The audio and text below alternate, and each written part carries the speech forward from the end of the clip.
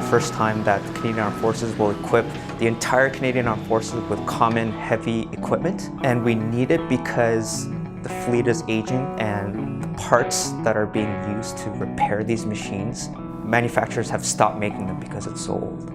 So we have to replace these aging fleets in order to continue doing what heavy equipment does, which is construction of roads, construction of ditches, construction of bases, and even humanitarian efforts for natural disasters.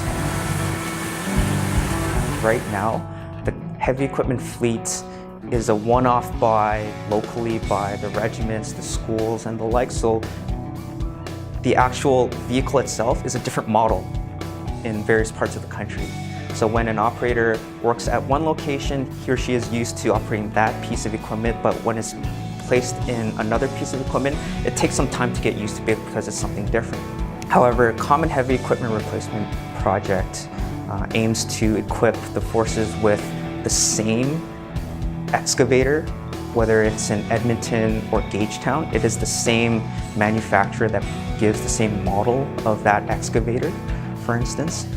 So that there should be no makeup training involved when moving from equipment to equipment. Another benefit that comes with that is you only need one kind of part to repair a piece of equipment.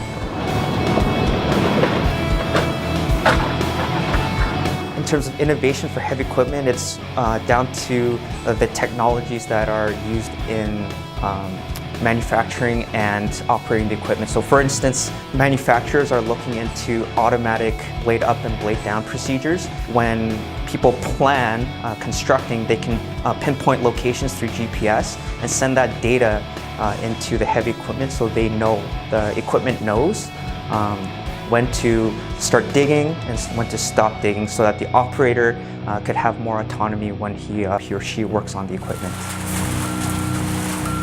What we're going to do as part of the See Her program is to equip the combat engineer regiments and the engineer school with modern simulators so that when students come to learn about heavy equipment, they can utilize simulators as part of enhancing the training program.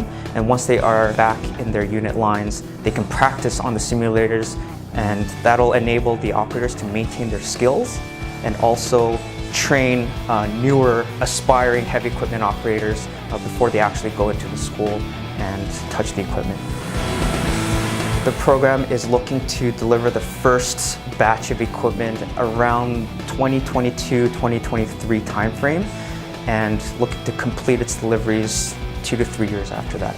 It includes stuff like your classic excavator, dozer, cranes and stuff like that, but also the heavy support equipment aspect, such as forklifts and container handlers.